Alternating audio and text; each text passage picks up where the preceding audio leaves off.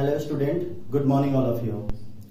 In this lecture, we will going to discuss about voids. What is voids? Types of voids like tetrahedral voids, octahedral voids. What are their properties like radius ratio, coordination number, etc. Before starting the lecture, I am requesting to you please subscribe my channel, like, and if you observe some problems related to videos, related to numerical problems, related to topics, please share with me in comment section, in my personal number, WhatsApp number, etc. I am try my level best to solve it, to give you better solution. Thank you. Now begin the topic.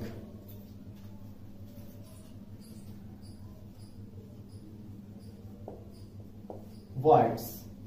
क्या होता है void? सबसे पहले ये समझने की कोशिश करते हैं, ठीक है। प्रीवियस लेक्चर में हम आपको बताए थे कि voids कैसे बनता है, ठीक है। तो वहीं से शुरुआत करते हैं। voids एक empty space होता है, unoccupied space, ठीक है।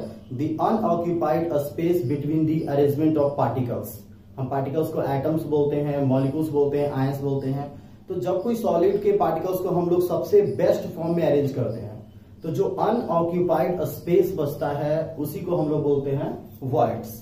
लाइक अगर हम लोग पार्टिकल्स को एक स्फीयर का फॉर्म ले लें, तो आप देखेंगे कि ये रहा वो स्फीयर, ठीक है। और इस स्फीयर के जस्ट नीचे हम एक और स्फीयर का लेयर बना देते हैं, ठीक है। और इस तरह से ये अरेंज होता चला जाता है, एक छोटा सा सैंपल है। तो इस तरह से लॉन्ग टर्म में अरेंज होता है, एक सिस्टमैटिक फॉर्म में अरेंज होकर एक जियोमेट्रिकल शेप बनाता है, that is called solid form, ठीक है। ये 3D फॉर्म में होता है, आगे भी हो सकता है, पीछे भी हो सकता है। तो हम लोग बात करते हैं voids का। कहाँ है इसमें अनऑक्यूपाइड स्पेस? अगर ये काफी क्लोज है तो आप इस एरिया पे नजर डालो, इस स्पेस पर। ये अनऑक्यूपाइड स्पेस है जो इस एटम द्वारा कैच नहीं किया जाता है, ठीक है। इसी अनऑक्यूपाइड स्पेस को क्या बोलते हैं? voids, ठीक है, जो सभी सॉलिड के अरेंजमेंट में होता है। तो इसको कैसे डिफाइन करेंगे? The unoccupied space left between the arrangement of atoms, particles, ions in the space is known as voids. Generally voids has two types, tetrahedral voids, octahedral voids, ठीक है। voids दो टाइप के होते हैं, टीवी टेट्राहेड्रल voids, ओवी octahedral voids। तो हम इसको समझने की कोशिश करते हैं कि क्या होता है टीवी और ओवी, ठीक है। टेट्राहेड्रल voids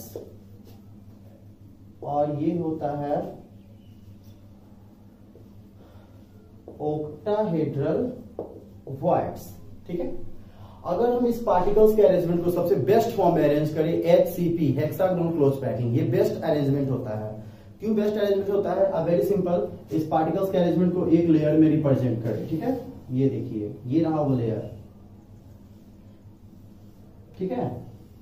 और सेकेंड लेयर को क्या करते हैं हम? इसके डिप्रेशन पॉइंट में पुट करते हैं, दैट मीन्स एम्प्टी पॉइंट्स में, बिटवीन पॉइंट्स में, यानी ऐसे पुट करते हैं, जिसको डिप्रेशन पॉइंट भी बोलते हैं, ठीक है।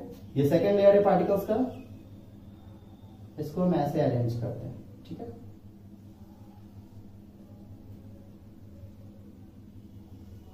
फोकस कीजिएगा इन पर।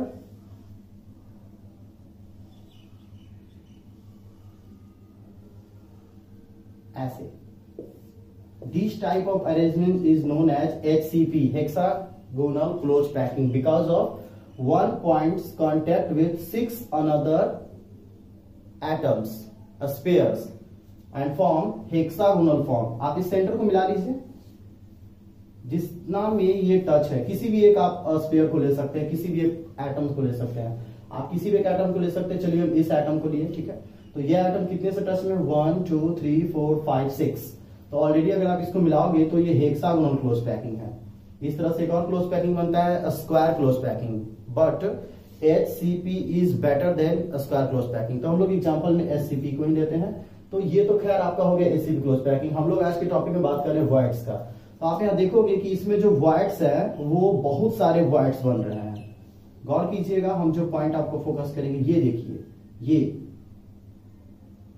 ये भी वॉइड्स है, लेकिन इस वॉइड्स में और इस वॉइड्स में फर्क है। इस वॉइड्स में क्या है कि दो स्फीयर, दो एटम्स ऊपर है और एक एटम्स नीचे है।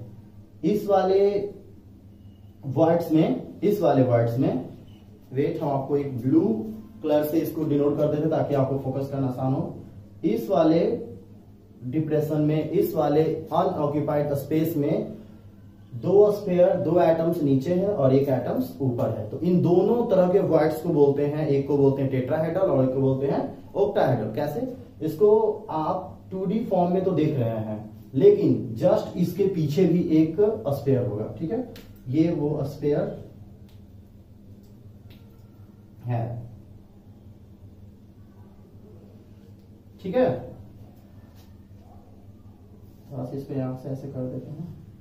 और सेम इसी तरह का ऐसे भी है, सेम इसी तरह का ऐसे भी है। तो ये जो अरेंजमेंट है, इस तरह के वर्ड्स को बोलते हैं टेट्राहेड्रल वर्ड्स। इसको हम निकालकर यहां लाते हैं। तो आप ऐसे फोकस कीजिएगा।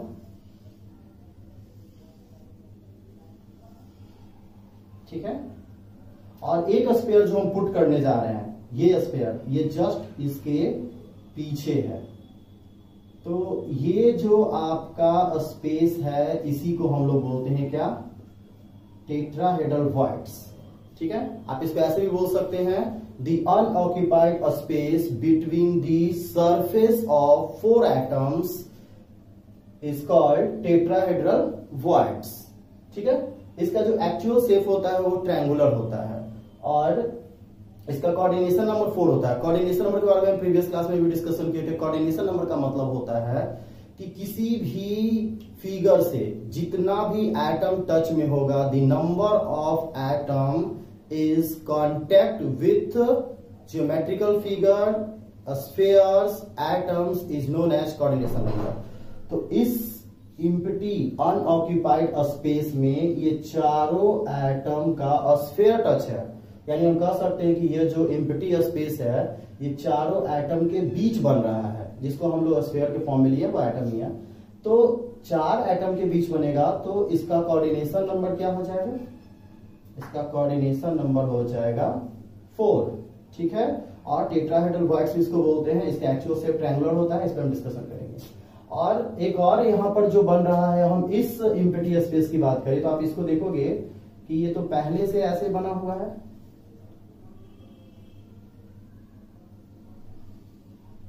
ठीक है, लेकिन जस्ट इसके इधर एक स्फीयर है ऐसे, एक इधर स्फीयर है ऐसे, और एक इधर स्फीयर है ऐसे।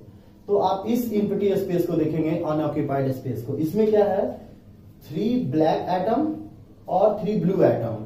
तो 6 एटम के बीच में एक गैप बन जाता है, अनऑक्यूपाइड स्पेस बन जाता है। This type of space is known as octahedral voids. ठीक है, तो आप इस तरह से देख सकते हैं कि जितना भी गैपिंग है, और ये गैपिंग चूंकि 2D फॉर्म है, जब इसको हम 3D फॉर्म में रिप्रेजेंट करेंगे तो आगे भी स्पेयर होगा, पीछे भी स्पेयर होगा।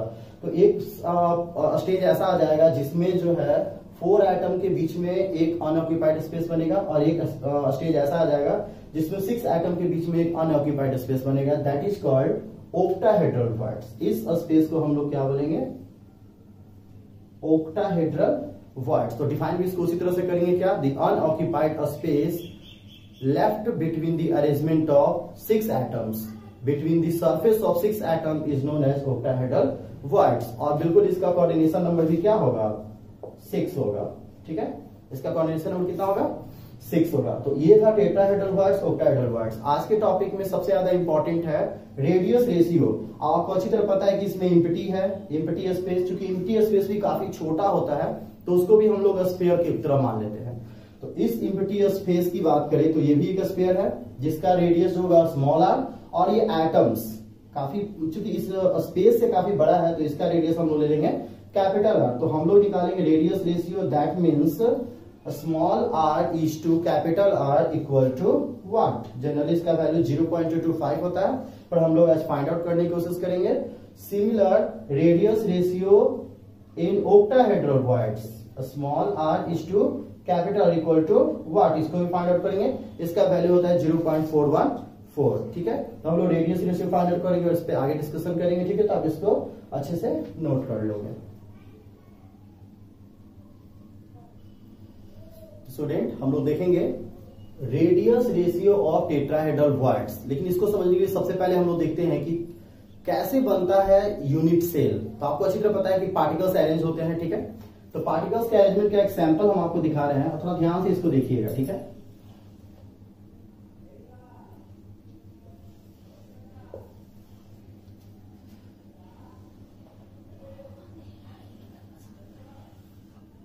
ठीक है, इस तरह से है अरेंज। दैट मींस एक स्फीयर इधर है, थोड़ा सा ये 2D फिगर है, 3D फिगर है, सॉरी। इसको अरेंज करने में थोड़ा डिफिकल्टी आएगा।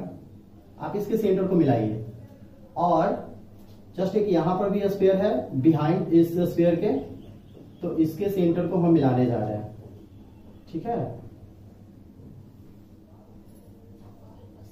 और इन चारों को मिला दे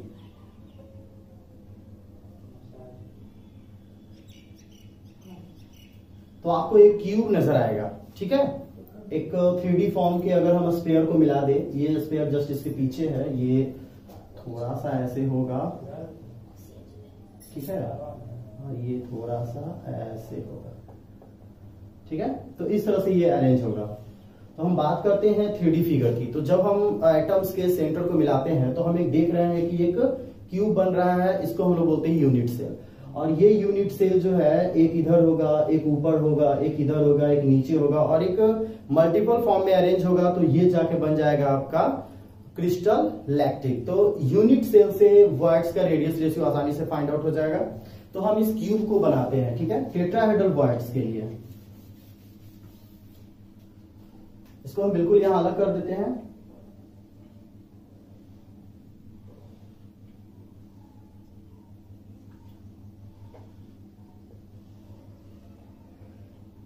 ठीक है, आप इसको ध्यान से देखेंगे।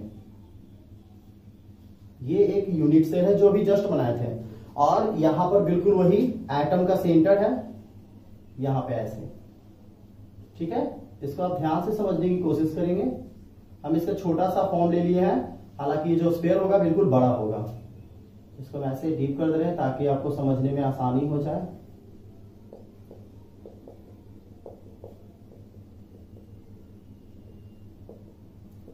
एक यूनिट सेल है ये जो क्यूब के फॉर्म में होता है, ठीक है। तो टेट्राहेड्रल वॉइड्स के अरेंजमेंट में जो वॉइड्स बनेगा वो बिल्कुल यहां बनेगा, एक छोटा सा ऐसे ऐसे, ठीक है, यहां बनेगा। और ये जो हम छोटा सा एटम लिए हैं ये जस्ट लाइक ऐसे होगा कि ये पूरा का पूरा इस साइड को कैप्चर करेगा। लाइक हम इसको पहले मिला देते हैं ऐसे और एक लेंथ हम वॉइड से लेके जाते हैं।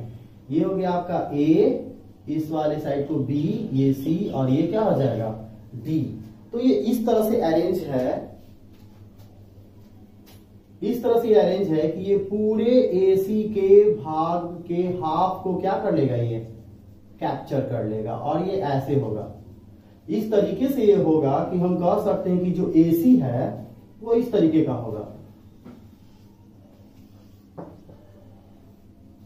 यानी एटम्स के एटम्स के रेडियस को कैप्चर करेगा। तो ये देखिए, तो अगर हम एटम का रेडियस कैपिटल आर मान लेते हैं तो हम कह सकते हैं कि AC इक्वल टू क्या हो जाएगा 2R।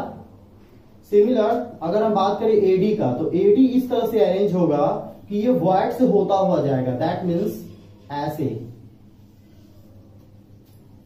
होता हुआ ये जाएगा। ये रहा A और D, जिसमें एटम का रेडियस तो 2 है ही और वॉइड्स का एक डायमीटर आ जाएगा, दैट मीन्स 2R आ जाएगा। तो हम कह सकते हैं कि AD जो होगा उसका वैल्यू आ जाएगा 2 capital R plus 2 small r।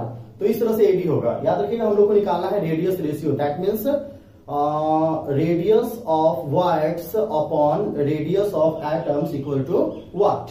हम लोग को क्या निकालना है, हम लोग को ये निकालना है, ये निकालना है, जिसमें स्मॉल r क्या है radius of voids, capital R क्या है रेडियस ऑफ एटम। चूंकि एटम का साइज बड़ा होगा और उसके बीच में स्पेस बनता है तो स्पेस का साइज हमेशा एटम से छोटा ही होगा, तो इसलिए उसका रेडियस स्मॉल r और एटम्स का रेडियस कैपिटल आर। हम लोग को इसका वैल्यू निकालना है, तो उसके लिए सबसे पहले इस फिगर को थोड़ा समझ लेते हैं।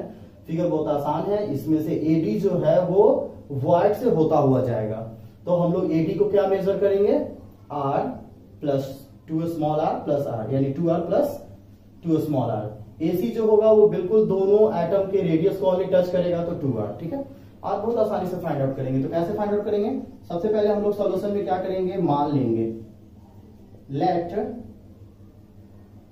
The length of atomic radius is equal to capital R and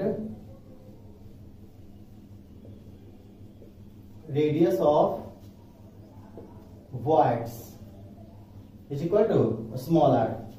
ठीक है, इसको मान लेंगे क्या, small R. Also length of each edge of unit cell is equal to small A, यानी ये जो यूनिट सेल है इसका लेंथ ये जो ए बी होगा, बी सी होगा, या जो भी होगा, सी डी की बात कर लेते हैं, और भी उसको हम लोग क्या मान लेंगे, स्मॉल ए। चूंकि क्यूब है तो सारा का सारा लेंथ जो होगा इक्वल होगा स्मॉल ए। इस तरह से करेंगे और हम लोग जाएंगे ट्रायंगल इन एबीसी। ठीक है, आप एबीसी पे फोकस करो तो थोड़ा सा खिचड़ी जैसा है, यहां पर 90 डिग्री बनेगा, तो हम लोग ऐसे लिख सकते हैं AC square equal to AB square plus BC square. ठीक है, AC क्या है हमारा 2R का स्क्वायर, AB जो है वो लेंथ है यूनिट सेल का, तो ये क्या हो जाएगा A square plus A square. हम लोग इसको सॉल्व करते हैं, ये स्क्वायर इधर जाएगा तो अंडर रूट क्या हो जाएगा 2a square, and also it is give what a under root 2। इसको हम लोग मान लेंगे इक्वेशन फर्स्ट। ठीक है,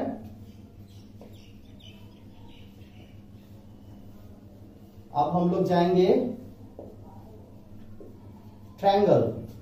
ये ट्रायंगल हम लोग सिर्फ लेंगे जिसमें हम लोग को निकालना है क्या, relation between radius and edge length. तो वो हमको इससे निकल गया, radius of atom and edge length, ये रिलेशन निकल गया। दूसरे ट्रायंगल में हम लोग जाएंगे वॉइड्स को टच करते हुए, तो वॉइड्स को टच करने वाला ट्रायंगल कौन है, ACD। तो हम लोग जाएंगे ACD। ठीक है, तो इसमें आप ऐसे देखोगे, इसमें क्या आ रहा है, इसमें आएगा AD स्क्वायर, ये AD स्क्वायर इक्वल टू क्या हो जाएगा AC square plus CD square, AC square plus CD square. AD क्या लेके चले हम लोग 2 capital R plus 2 small r का स्क्वायर AC। अभी हम लोग AC निकाले हैं 2R, या अगर हम लोग लेंथ की बात करें तो क्या हो जाएगा a अंडर रूट 2, तो यहां हम लोग पुट करेंगे a अंडर रूट 2, और CD भी क्या है लेंथ ही है, तो ये भी हो जाएगा क्या a स्क्वायर। ऑल ओवर इसको सॉल्व करेंगे तो ये हो जाएगा, ये स्क्वायर उधर जाएगा तो क्या हो जाएगा 2a square plus a square. इसको सॉल्व भी कर देते हैं तो ये हो जाएगा आपका 3a स्क्वायर, या 2 कॉमन ले लेते हैं तो r plus small r equal to क्या हो जाएगा a under root 3। It is your equation second. ठीक है, तो इस तरीके से अब हम इस फिगर को ड्रॉ कर दें। सॉरी डस्ट कर रहे हैं, तो यहां आप देखोगे कि इक्वेशन फर्स्ट आ गया जो किसके रिलेशन को शो करता है, एटॉमिक रेडियस और एज लेंथ का। इक्वेशन जो सेकंड है उसमें वॉइड्स का रेडियस भी आ गया, तो हम लोग इक्वेशन सेकंड को इक्वेशन फर्स्ट से डिवाइड कर देते हैं। तो यहां लिखेंगे क्या, dividing equation second from first we give what, आप इसको डिवाइड कर दो तो यहां 2r हो जाएगा, और इधर हो जाएगा आपका a अंडर रूट 3, और इक्वेशन फर्स्ट से क्या हो जाएगा a अंडर रूट 2, ये सब कैंसिल हो जाएगा, आप इसको डिवाइड करोगे तो r बाई आर हो जाएगा 1 और ये हो जाएगा small r upon capital R, ये हो जाएगा √3 √2 या r अपॉन कैपिटल R। √3 का वैल्यू कितना होता है 1.732, √4 का वैल्यू 1.414 और ये प्लस उधर जाएगा तो -1। आप इसको सॉल्व करोगे definitely you have find 0.225। It is the radius of tetrahedral voids 0.225, या इसको आप ऐसे भी लिख सकते हो, क्या लिख सकते हो 0.225 कैपिटल R। यानी हम कह सकते हैं कि जो वॉइड्स का रेडियस होता है वो एटॉमिक रेडियस को 0.225 से डिवाइड कर दोगे तो उसके इक्वल आएगा।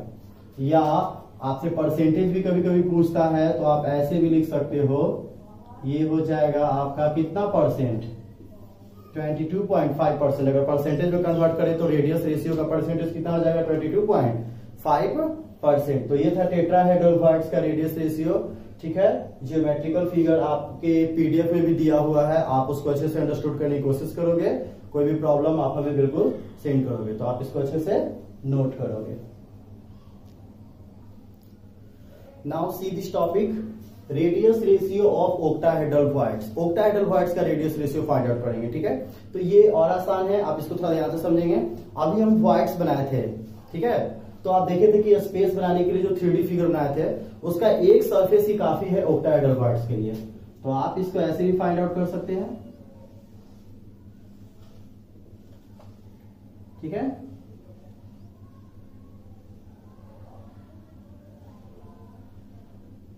ये हो गया A B C और ये जो है AC जो है वॉइड से होता हुआ जाएगा। ठीक है, इसमें इस तरह से ज्योमेट्रिकल फॉर्म निकलेगा। क्योंकि सरफेस से काम हो जाएगा, वॉइड से यहाँ टच हो जा रहा है तो हम इसी से भी सॉल्व आसानी से कर लेंगे। ठीक है, तो आप इसमें आसानी से देखोगे कि जो AB है वो एज लेंथ भी है और एज लेंथ के साथ साथ ये दोनों रेडियस को टच कर रहा है। तो हम ये भी कह सकते हैं कि ये 2R हो जाएगा, ओनली एटम को टच कर रहा है। लेकिन हम बात करते हैं AC का, तो AC जो है ये क्या करेगा, यहां से यहां तक रेडियस, फिर ये आपका हो जाएगा डायमीटर वॉइड्स का और ये रेडियस। तो ऑल ओवर हम कह सकते हैं कि D प्लस 2R, या इसको हम ये भी बोल सकते हैं क्या 2R, और D का वैल्यू अगर हम तोड़ दे तो ये फिर क्या हो जाएगा small 2R।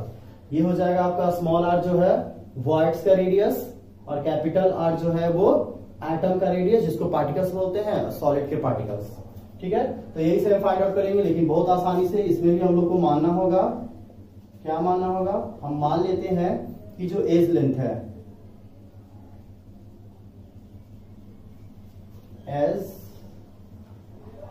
Length of unit cell be small है। ठीक है, मान लेते हैं कि यूनिट सेल का जो एज लेंथ है वो क्या है, स्मॉल ए है। Radius of atoms be capital R and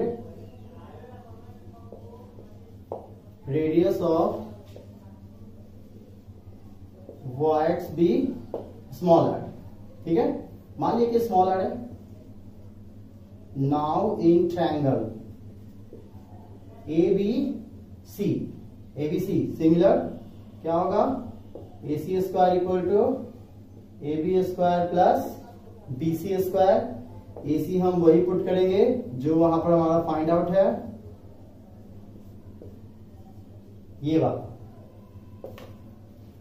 और AB क्या हो जाएगा A square plus A square. 2 को कॉमन ले लेते हैं। ठीक है, ये इधर जाएगा तो क्या हो जाएगा √2A स्क्वायर या 2R plus small r equal to A √2। It is your equation first. अभी वॉइड्स का रेडियस, एटम का रेडियस और एज लेंथ तीनों एक इक्वेशन में आ चुका है। तो हमें बस चाहिए अब क्या, एंड वी हैव, एक हमें ऑलरेडी ये मिल चुका है A इक्वल टू 2R। ठीक है, तो हम इसको ऐसे भी लिख सकते हैं, देखिए तो 2R equal to A। It is your equation second. ठीक है। अब हम लोग बिल्कुल वैसे ही कर देंगे, डिवाइड कर देंगे, dividing equation 1 from second, divide कर देते हैं। ठीक है, बिल्कुल जिस तरह से फर्स्ट वाला बनाए थे वैसे ही हम लोग जाएंगे। तो क्या मिलेगा डिवाइड करने पे, ये देखो इसको डिवाइड कर देते हैं, 2r plus small r equal to a under root 2 and sorry 2r equal to क्या आ जाएगा a। इसको तो अच्छे से सजा लो। तो ये सब का सब कैंसिल हो जाएगा, ये डिवाइड करोगे तो फिर से आएगा 1 और ये हो जाएगा आपका small r upon capital R। इधर आज आपका आ जाएगा अंडर रूट 2, इसका वैल्यू 1.414 और ये उधर जाएगा तो -1। ये आपका बिल्कुल आ जाएगा कितना 0.414। यही है आपका radius ratio of octahedral voids. आप इसको ऐसे भी लिख सकते हैं, radius ratio R upon capital R equal to कितना हो जाएगा, अगर परसेंटेज की बात करें तो 41.4%, या आप इसको मल्टीप्लाई फॉर्म में भी रिप्रेजेंट कर सकते हैं। तो ये था ओक्टाहेड्रल वॉइड्स का डाटा। आप इसको अच्छे से नोट कर लेंगे। फिर से आपको बता दे रहे, करना कुछ नहीं है, रेडियस रेशियो और एज एटम का रेडियस और एज लेंथ पे पहले रिलेशन निकालना है, उसके बाद एटम रेडियस, वॉइड रेडियस और एज लेंथ में रिलेशन निकालना है। उस इक्वेशन को डिवाइड कर देना है, आप सीधे रिजल्ट के पास आसानी से पहुंच जाओगे। ये एग्जाम में प्रूव करने के लिए भी आता है, 3 मार्क्स का पूछेगा, 2 मार्क्स का क्वेश्चन पूछेगा, या मल्टीपल चॉइस क्वेश्चन में ऑप्शनल में पूछेगा लास्ट वाला वैल्यू। ठीक है, इसको आप अच्छे से नोट कर लोगे। सो कैंडिडेट्स, आपसे क्वेश्चन कभी कभी डिफरेंस भी पूछ देता है, what is the difference between tetrahedral voids and octahedral voids. तो आप दोनों को अच्छे से स्टडी कर चुके हो। जब डिफरेंस एग्जाम में पूछेगा, क्योंकि इंपॉर्टेंट है तो हम इस पर डिस्कशन कर रहे हैं, जब भी डिफरेंस आपसे पूछेगा आपको क्या करना है, उसको अच्छे से स्टडी करके उसके प्रॉपर्टीज को कंपेयर कर देना है। लाइक आप कॉपी पे 2 कॉलम बना लोगे, एक टीवी का बना लोगे और एक किसका बना लोगे, ओवी का, ओक्टाहेड्रल वॉइड्स का। अब बहुत आसान है, आप यहाँ क्या लिख सकते हो, एक डेफिनेशन से उठा सकते हो points. Unoccupied space present between the sphere of 4 atoms, ये क्या हो जाएगा, empty space between the arrangement of 4 sphere particles. ठीक है, इसको भी हम लोग क्या लिख सकते हैं, क्या लिख सकते हैं, empty space between the arrangement of 6 sphere particles. ये क्या है, एम्प्टी स्पेस है between the arrangement of 6 sphere particles in the electric empty space between arrangement of 4 sphere particles. आप एक डेफिनेशन से पॉइंट्स ला सकते हैं। आपको अच्छी तरह पता है कि जितना भी कोई भी फिगर कांटेक्ट में होता है उस नंबर को बोलते हैं कोऑर्डिनेशन नंबर। तो आप ये बोल सकते हैं coordination number of tetrahedral voids is 4। आप इसमें लिख सकते हैं सेकंड पॉइंट से क्या, coordination number of tetrahedral void is 6। आप ये भी लिख सकते हैं radius ratio of tetrahedral voids is equal to कितना आया था, हम सॉल्व किए थे तो 0.225। और इसमें आप ये भी लिख सकते हैं radius ratio of octahedral voids is 0.414। अभी हम लोग इसको प्रूव भी किए हैं। ठीक है, और एक खास पॉइंट, इस नंबर को थोड़ा फोकस कीजिएगा। ये जो नंबर है ये न्यूमेरिकल में भी आपको हेल्प करेगा। Number of tetrahedral voids in per unit cell is 2, यानी जितना एटम्स होता है टेट्राहेड्रल, जितना भी एटम्स होता है उस एटम्स का डबल होगा टेट्राहेड्रल वॉइड्स और यूनिट होगा कौन, ओक्टाहेड्रल वॉइड्स। यानी आपसे ये भी पूछ सकता है कि एक यूनिट सेल में टेट्राहेड्रल वॉइड्स कितना बनता है या ओक्टाहेड्रल वॉइड्स कितना बनता है। तो very simple, number of tetrahedral wires in each unit cell is 2, या हम बोल सकते इज एटम इज 2, पर एटम 2 हो जाएगा, पर यूनिट सेल क्या हो जाएगा 2 हो जाएगा। Same number of octahedral bonds in each unit cell is 1। Numerical में आपको हेल्प होगा, तो आपको बता दें कि कोई भी एक सिंपल यूनिट सेल में अगर आप एटम को कैलकुलेट करते हैं तो उसका एटम आता है 1, ठीक है। तो हम उसके अकॉर्डिंग बोल सकते हैं कि ओक्टाहेड्रल बॉन्ड्स भी 1 होगा, ठीक है। और टेट्राहेड्रल बॉन्ड डबल होता है, यानी अगर किसी भी यूनिट सेल में अगर एटम्स का टोटल कैलकुलेशन 1 आ रहा है तो टेट्राहेड्रल बॉन्ड्स कितना हो जाएगा 2। टोटल एटम का कैलकुलेशन अगर 4 आ रहा है तो टेट्राहेड्रल बॉन्ड्स कितना हो जाएगा 8, डबल कर देना है टेट्राहेड्रल बॉन्ड की कंडीशन में, और ऑक्टाहेड्रल बॉन्ड की कंडीशन में सेम छोड़ देना है। यानी अगर हम मान लेते हैं कोई यूनिट सेल अगर उसमें कैलकुलेट करके नंबर ऑफ एटम 6 आ रहा है तो ऑक्टाहेड्रल बॉन्ड कितना होगा 6, टेट्राहेड्रल बॉन्ड कितना होगा 12। तो इस तरह से आप डिफरेंस लिख के भी मार्क्स एब्जॉर्ब कर सकते हैं और न्यूमेरिकल में भी हेल्प करेगा। अभी हम आपको कुछ इससे रिलेटेड न्यूमेरिकल बता रहे हैं जो एग्जाम में 2 मार्क्स का पूछता है, ऑब्जेक्टिव भी पूछता है, आप इसको नोट करें। सो स्टूडेंट, कुछ क्वेश्चन है न्यूमेरिकल क्वेश्चन, ठीक है, वो आप लोगों को ऑब्जेक्टिव में पूछेगा और इस क्वेश्चन को थोड़ा ध्यान से देखना है, समझना है, क्योंकि इस तरह का बहुत सारा क्वेश्चन पूछता है। ये कुछ एनसीईआरटी क्वेश्चन है, ठीक है, ध्यान से देखिएगा। क्या बोल रहा है, compounds is formed by 2 elements, ठीक है, कोई कंपाउंड है जो 2 एलिमेंट से बनता है X and Y. Atoms of the elements Y make CCP and those of the elements X occupy all the tetrahedral bonds. What is the formula of compound. तो इसमें 2 एटम है X and Y. X atoms of the element Y, Y जो element है वो CCP बनाता है। CCP का मतलब हो गया आपका क्यूबिक कैपेसिटी पैकिंग। एक सिंपल क्यूब बना रहा है तो आप अच्छी तरह से जानते हो कि सिंपल क्यूब का स्ट्रक्चर क्या होता है। आप इसको थोड़ा ध्यान से देखेंगे, जिसमें एटम्स कहां होता है, ओनली कॉर्नर पर। ये एक सीसीपी फॉर्म है, ठीक है, सिंपल क्यूब। तो सिंपल क्यूब में एटम्स जो होता है ओनली कॉर्नर पर होता है और each corner atom is contributed bye 1/8। यानी एक एटम की बात करें तो इस यूनिट सेल में कंट्रीब्यूट करता है 1/8 और टोटल हो जाएगा आपका 8। तो हम बोल सकते हैं कि सीसीपी में एटम का नंबर कितना होता है 1। और इन सब पर जो है आपका y जो है वहां पर प्रेजेंट है। तो वेरी सिंपल है कि y का जो एटम होगा वो कितना होगा 1। तो हम यहां से ये भी कर सकते हैं, सॉल्यूशन में बहुत आसान है। आप क्या बोल सकते हो, नंबर ऑफ y एटम्स, ठीक है, आर इक्वल टू 1। क्यों, हम आपको फिर से बता चुके हैं कि x y a b कुछ भी पूछे, आपको बस number of atoms find out करना है, ठीक है। तो x जो है वो सीसीपी बनाता है, तो सीसीपी में नंबर ऑफ एटम्स कितना होता है 1। तो हम कह सकते हैं कि y का जो एटम्स होगा वो कितना होगा 1।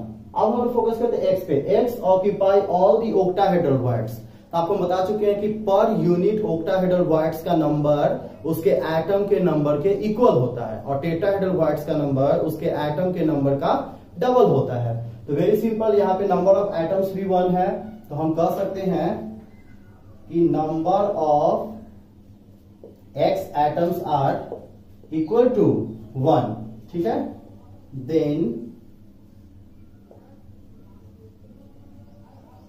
केमिकल फॉर्मूला ऑफ कंपाउंड क्या होगा। तो केमिकल फॉर्मूला कैसे बनाते हैं, वेरी सिंपल, आप यहां देखोगे कुछ नहीं करते हैं, सिंबल यूज करते हैं और उसके बेस में उसका नंबर ऑफ एटम्स लिख देते हैं। सॉरी, x है यहां पर, x का नंबर ऑफ एटम्स कितना है 1 और y का भी नंबर ऑफ एटम्स कितना है 1। तो ये ऑल ओवर इसका फॉर्मूला जो होगा वो क्या हो जाएगा xy, ठीक है। तो इस तरह के कंपाउंड का फॉर्मूला क्या होगा xy, ठीक है, बहुत आसान है। अगला क्वेश्चन देखिएगा, ये और थोड़ा सा इंटरेस्टिंग है। Atoms of element B form HCP, hexagonal close packing, जो एक सिंपल ही क्यूब बनाएगा, ठीक है। यानी कोई एटम है B जो है वो HCP बनाता है, electric, and those of element A, यानी उसमें A भी एलिमेंट है, occupy 2/3 of tetrahedral bonds. Tetrahedral quartz जितना भी है उसका 2/3 ऑक्यूपाई करता है। What is the formula of compound? तो वेरी सिंपल आपको बता दें कि HCP बनाता है, मतलब ये भी ऑल ओवर एक सिंपल क्यूब बनाएगा। ठीक है, और आपको अच्छी तरह पता है कि सिंपल क्यूब में एटम्स कहां होते हैं? ओनली एट द कॉर्नर, और each atom is contributed bye 1/8। एक एटम का कंट्रीब्यूशन कितना होता है? 1/8। तो 1/8, 1/8, 1/8 और सेम टाइप 1/8 इंटू 8 कितना हो जाएगा? 1। तो फिर से 1 आया, नंबर ऑफ एटम 1, और बोल रहा है क्या कि HCP बनाता है, यानी B जो है सभी जगह प्रेजेंट है।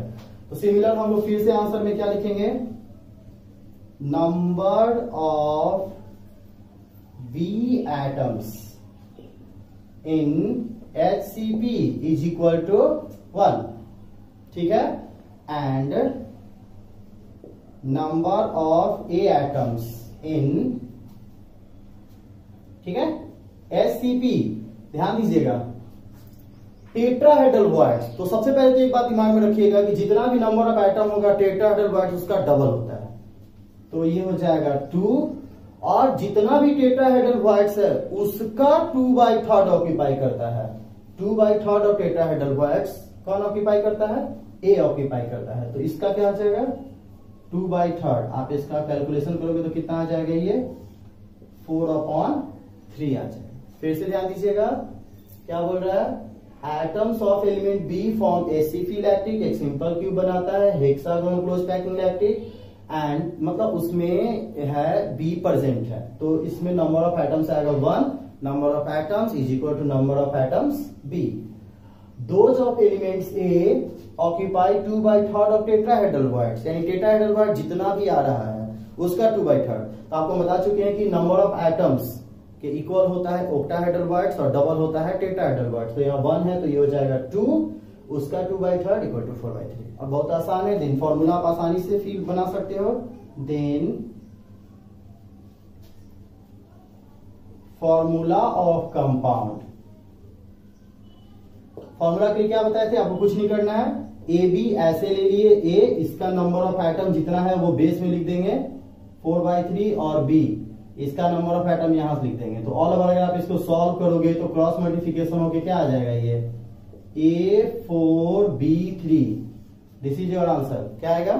A4B3 आ जाएगा। तो नंबर ऑफ एटम में फोकस करना है।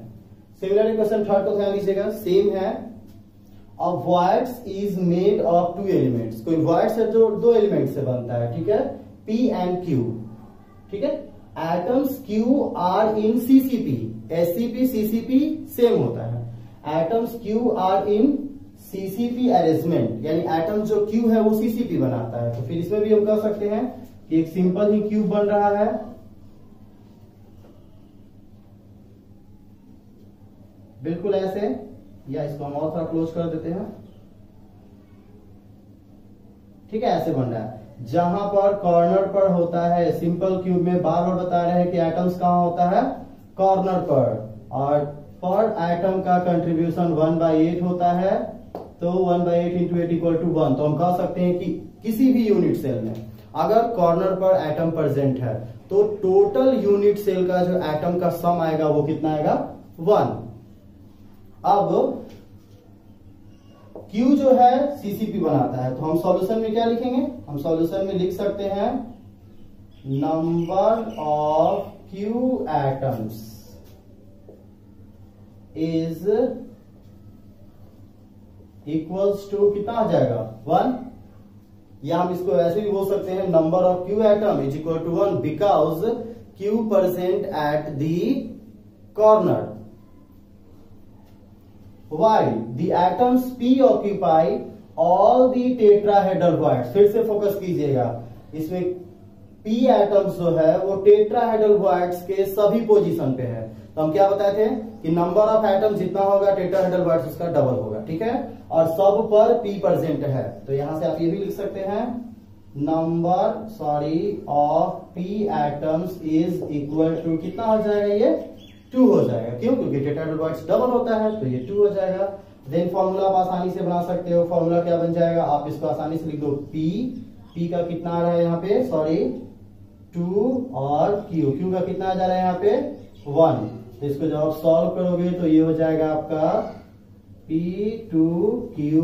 This is your formula.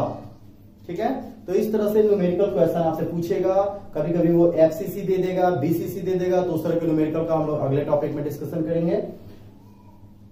इसको आप अच्छे से नोट कर लेंगे।